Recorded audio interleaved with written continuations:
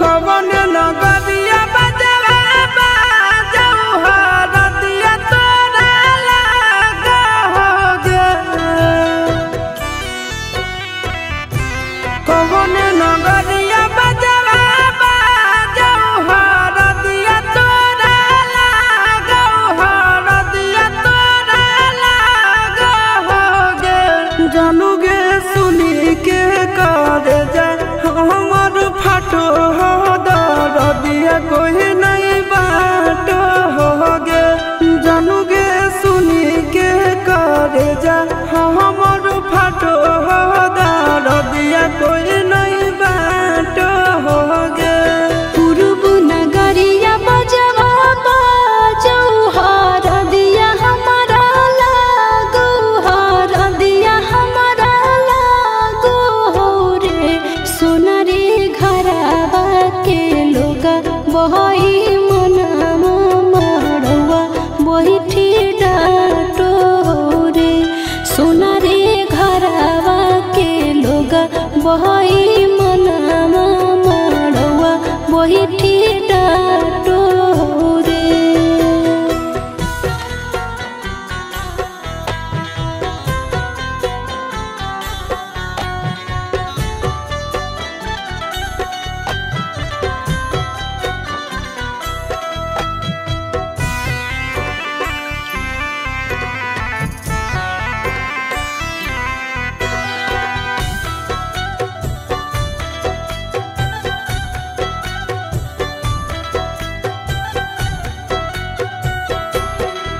हद जखनी ढराई जैतौ तोर शंखा बनिया हो जैतै खत्म हमर प्यार के कहानिया।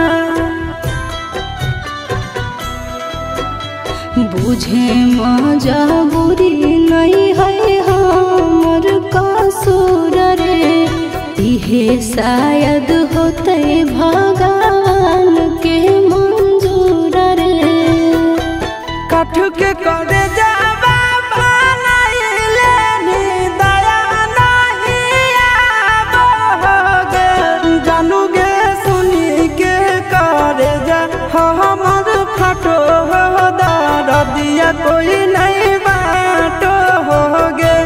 जानूगे सुनी के करे जा हमर फाटो दरदिया कोई नहीं बाटो होगे।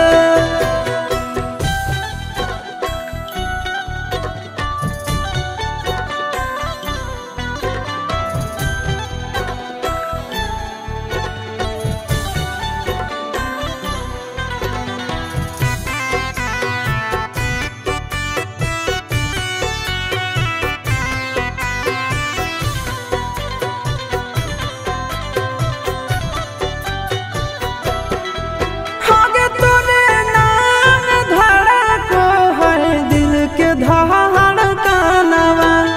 मंगिया भरते चली जइबो सामसनवा।